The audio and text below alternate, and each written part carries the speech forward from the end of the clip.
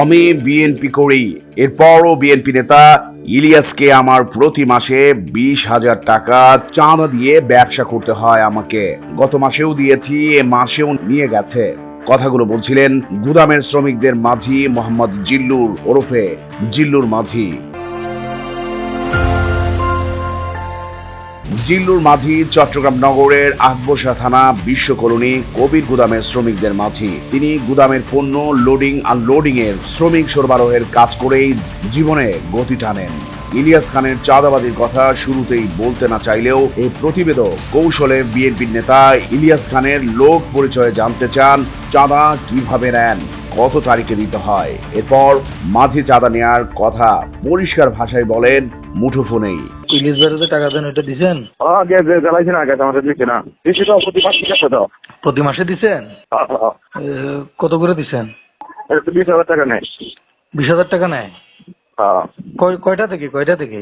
আমার কবির গুদাম থেকে কবির গুদাম আছে না, কবির গুদাম থেকে। কবির গুদাম থেকে আমাদের বিএনপি রিলিজে 20,000 টাকা নেয় না? টিম চট্টগ্রাম প্রতিদিনের অনুসন্ধান বলছে, অভিযুক্ত ইলিয়াস খান চট্টগ্রাম নগরের আকবরশা থানা যুবদলের সাবেক সদস্য সচিব। গত বছরের 20 নভেম্বর আওয়ামী লীগের নেতাকর্মীদের সহযোগিতা এবং আইন শৃঙ্খলা বাহিনীর কাজে বাধা দেওয়ার অভিযোগে দল থেকে বহিষ্কার করা হয় তাকে। পরে দলীয় সিদ্ধান্তে আবার বহিষ্কার তুলে নেওয়া হয়।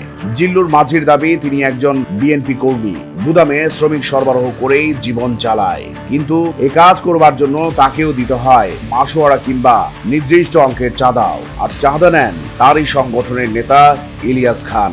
এসব অভিযোগের বিষয়ে জানতে চাইলে টিম চট্টগ্রাম প্রতিদিনকে ইলিয়াস খান বলেন, এমন অভিযোগ যদি আপনি প্রমাণ করতে পারেন তাহলে আমি দল থেকে স্বেচ্ছায় অবসর নেব, আমি রাজনীতি ছেড়ে দেব। ভাই এরকম যদি আমি নেই, যদি আমরা রেকর্ডে ওনার সামনে করেন, যদি এরকম হয় তাহলে আমি আমার রাজনীতি ছেড়ে দিব। এখন বললাম। কিছুক্ষণ পর প্রতিবেদকের মুঠোফোনে কল দিয়ে সরাসরি সাক্ষাৎ করে এ বিষয়ে বক্তব্য জানাবেন এমন অনুরোধ করেন ইলিয়াস। এর মধ্যে তিনি চলে আসেন চট্টগ্রাম প্রতিদিনের কার্যালয়ে, সেই সঙ্গে নিয়ে আসেন সেই জিল্লুর মাঝিকে। জিল্লু থেকে যে টাকা নেয়, আমি তো টাকা নেই, জিল্লুকে নিয়ে আপনার অফিসে আসছি। এ সময় তিনি জিল্লুর মাঝিকে হুঙ্কারের সঙ্গে চাপ দিতে থাকেন চাঁদা দেওয়ার বিষয়টি।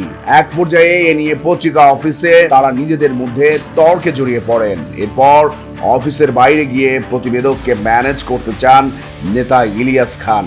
পরে অফিসের বাইরে গিয়ে মুঠোফোনে ভিডিও চালু করে জিল্লুর মাঝিকে দিয়ে ইলিয়াস আমার থেকে কোনো চাঁদা নেয় না বলে জবানবন্দি নেবার চেষ্টা করলে বিষয়টি কৌশলে এড়িয়ে গিয়ে জিল্লুর বলেন, আগে আওয়ামী লীগ নিত, এখন বিএনপি নাই।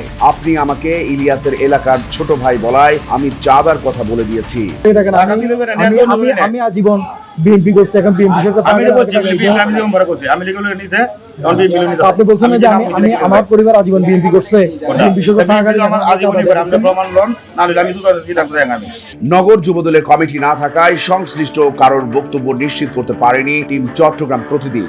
তবে এইসব বিষয়ে জানতে চাইলে নগর বিএনপির সদস্য সচিব নাজিবুর রহমান বলেন, চাঁদাবাজদের কঠোর হাতে দমন করা হবে। আমার স্পষ্ট বার্তা, দলীয় পরিচয় দিয়ে কেউ যদি চাঁদাবাজি করে তাহলে তাদের বিরুদ্ধে অ্যাকশন নেওয়া হবে। তিনি এসব চাঁদাবাজদের বিরুদ্ধে আইনানুগ ব্যবস্থা নেওয়ার পরামর্শ দেন ভুক্তভোগীকে।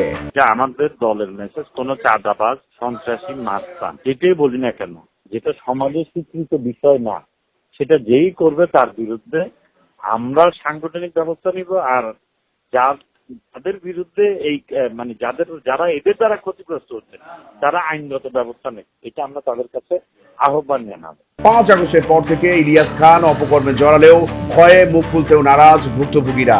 বিএনপি নেতা ইলিয়াস খানের অপকর্ম তুলে ধরতে চায় টিম চট্টগ্রাম প্রতিদিন। বিস্তারিত ফিরিস্তি থাকবে আগামী পর্বে। চট্টগ্রাম প্রতিদিন নিউজ ডেস্ক।